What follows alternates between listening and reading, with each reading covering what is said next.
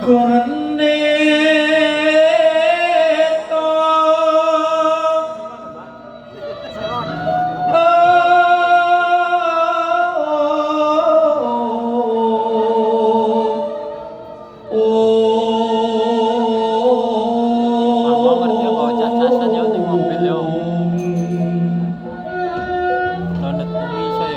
ayo masasmu soslisos malikan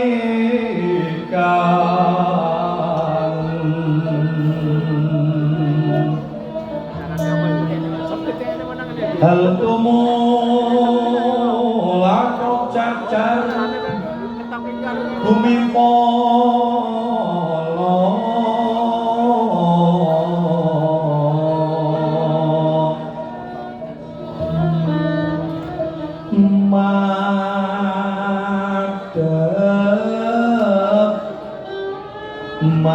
Maragimar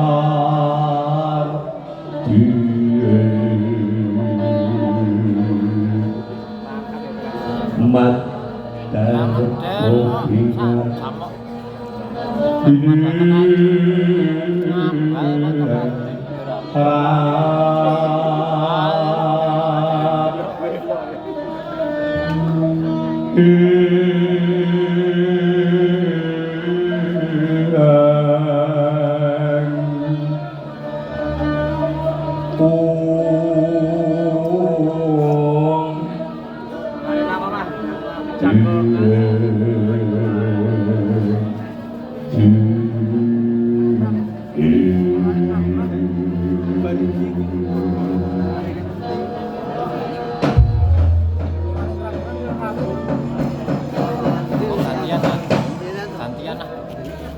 sampun paripun limbal wacana napa negaring Giri Bojo Sang Prabu Jara Sando dawuh sakecap rongecap saklipat parang kelima kawiten pundi dening kawula sak negari yakini derajatipun minangka Ratu Agung negari Giri Bojo Sang Prabu Jara Sando.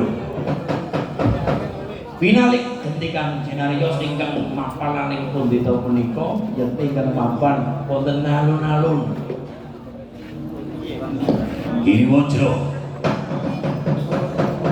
rame surahambata rupuk para nayaka hamsa timbaka tapak arga kang campuk manunggal ketunggalan dadi siji ngawe para wadyabala liyane yen kacandra bendrongan lagake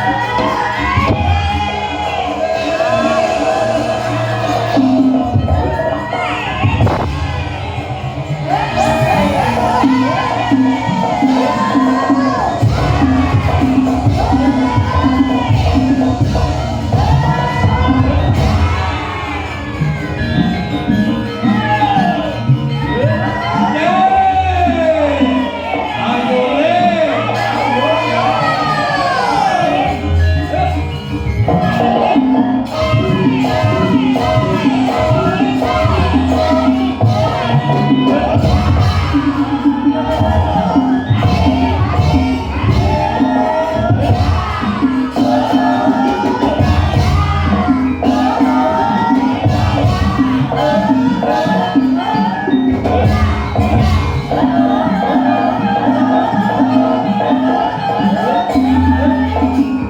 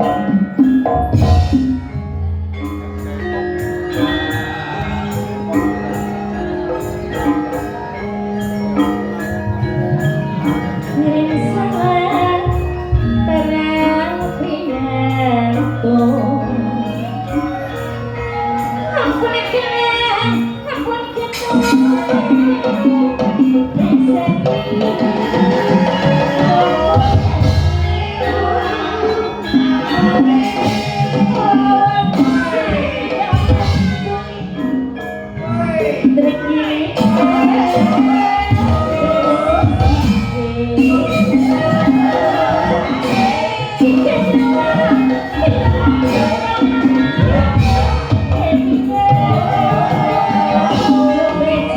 Ghiền Mì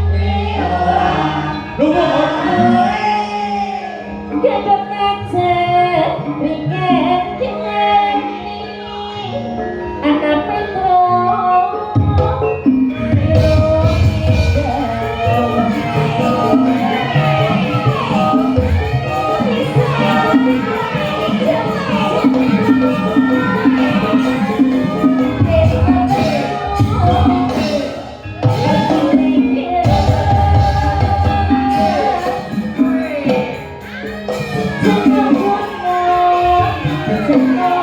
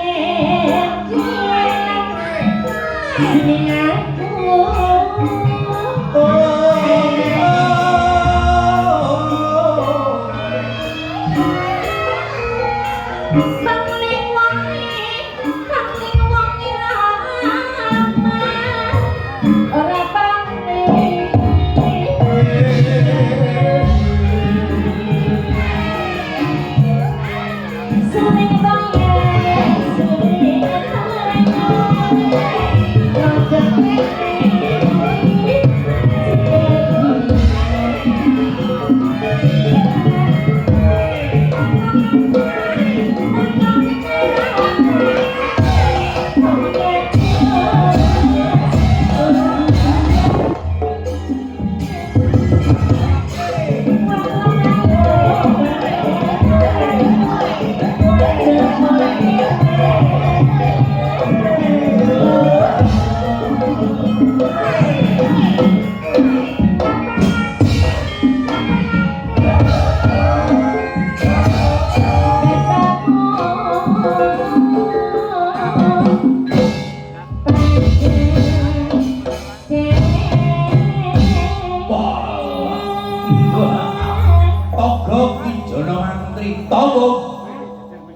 waktu kula tobo nyodonggamu katuran paduka Gusti Matu. Ya tak tompo kanthi legane ati ingsun gendya tanpa nalika.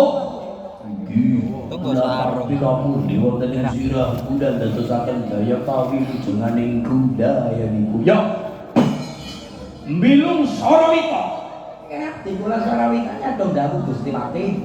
Selamat Sarawita. Panestune ingkang ngabdi kula pun Sarawita tansah rahayu selamat adoh sami kala. Bagus. Nggih. Lan sing mburi tunggung Gentayuda. Gentayuda. Pernah kowe mangkat maringane gawa kolbak dhewek kowe. Buka gunung tumurun gunung cakap batul ya. Nggih, enggak ngabdi kula nusul. Ngono. Nggih, paringipun Gusti Pati ngaturaken pangabekti. Tak tampa nggih. Wah, gombong ora kaya dene saiki kok. Nggih. Kersanipun pripun? Aku lawan kabeh wadya negara nggih bojo iki nempo dawuh supaya Ngumpulake ratu cacah 100 supaya den rangket lebone pakunjaran. Yen dirembuk-rembuk sarana urip, yen to dipateni piting gulune tugel jasing. Ono. Om olong-olong olong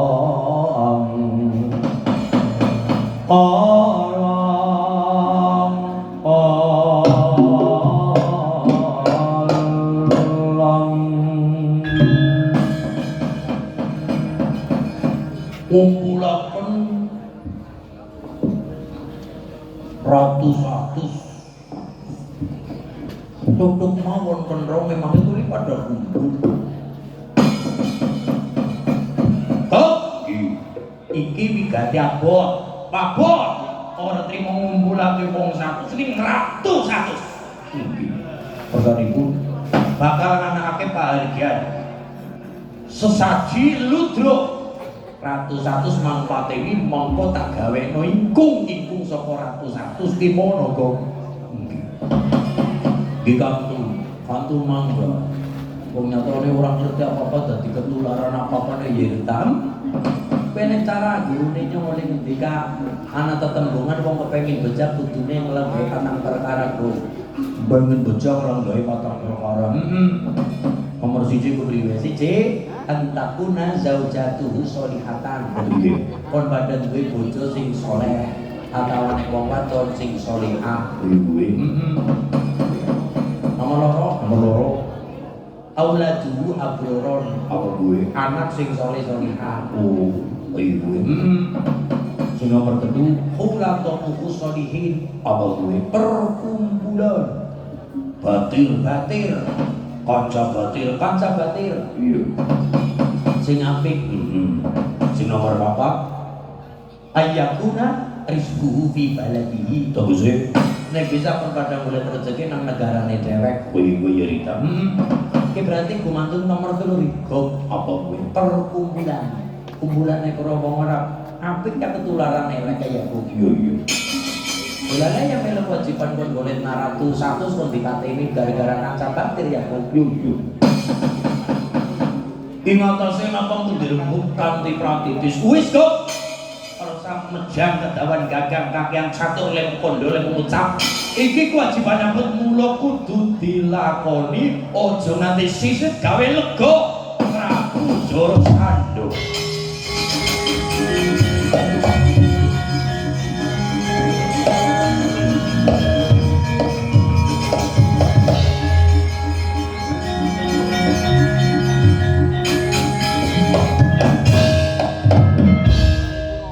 Mburi Pati Gentayuda mangkat anggo sulukan Banyumasan.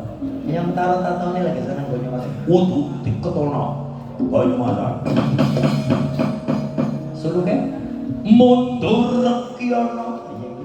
Iya. Jan Rekyana. Rekyana Banyumas Rekyana. Iya. Mangga Temenggung Gentayuda kula aturi pangkat kanca batu diomongi dhewe aja di siji. tak sinyal kok. Ki ora apa-apa sing sabar. Sabar. Masih nyolo ya. Ngabari sapa jane. Ngabari sapa jane kaya gumul telu tangane. Mundur kyono mati undang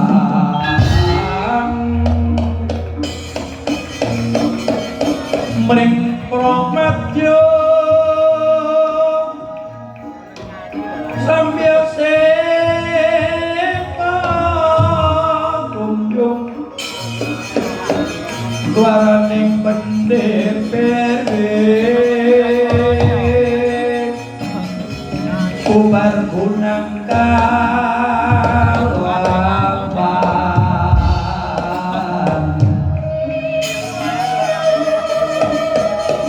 buksor tambur dendaluka gendera miwang tondo warna-warna Indoing jalan iya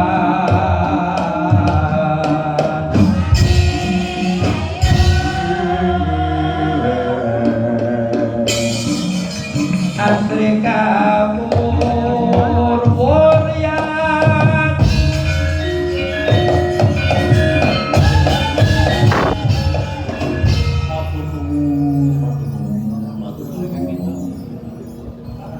ayo ketuk